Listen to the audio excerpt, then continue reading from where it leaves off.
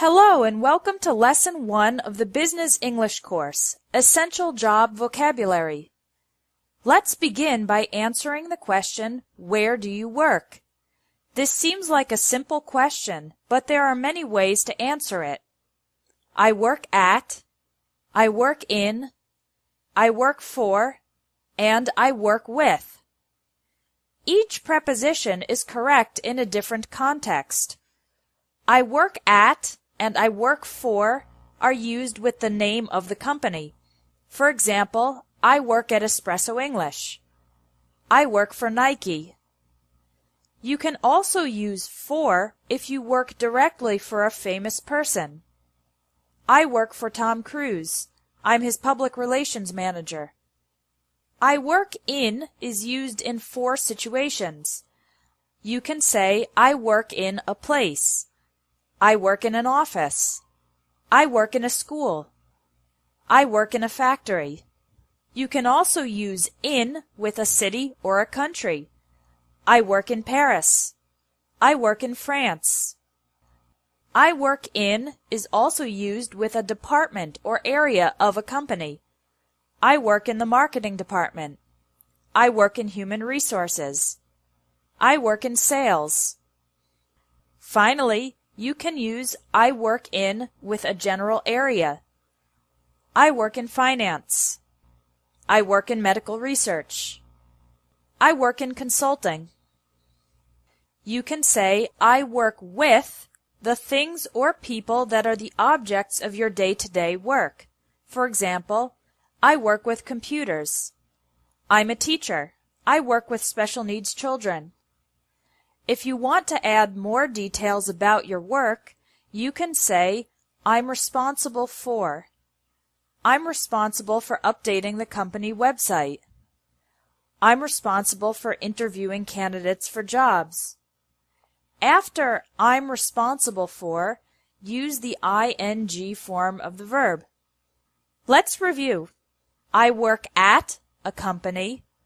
I work for a company or a person. I work in a place, city, country, department, or general area. I work with people or things.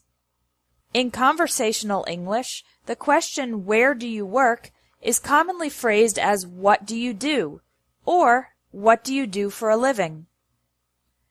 How do you answer this question if you don't have a job? You can say, I'm unemployed, or more indirectly, I'm between jobs at the moment. If you work for yourself, you can say, I'm self-employed.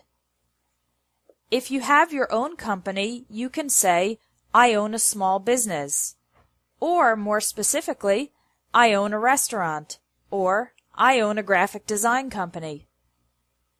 Now let's learn some essential employment vocabulary.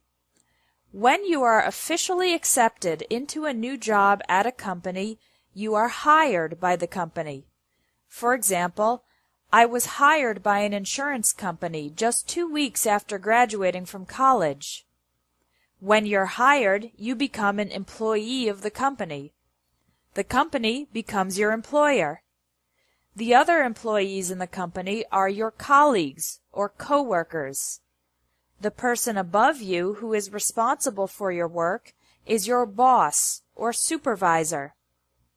As an employee of the company, you earn a salary, money you receive regularly for your work. Don't make the mistake of saying win a salary or get a salary. The correct verb is earn. If you're good at your job, you might get a pay raise or a raise, an increase in your salary. You could also get a promotion, an increase in importance and authority. At the end of the year, some companies give their employees a bonus, extra money for work well done. The opposite of hire is fire, when your company forces you to leave your job. For example, Peter was fired because he never came to work on time. Usually, if someone is fired, it's because they did something bad. If an employee loses his or her job because of a neutral reason, like the company reducing its size, then we say the employee was laid off. For example, Donna was laid off when her company started having financial problems. If you decide to leave your job, there are 3 verbs you can use. I'm going to quit my job. I'm going to leave my job. I'm going to resign. Quit is informal. Resign is formal. And leave can be formal or informal. When an old person decides to stop working, the verb for this is retire. In most countries, people retire around age 65. Let's review the vocabulary you learned in this lesson. Listen and repeat to practice your pronunciation.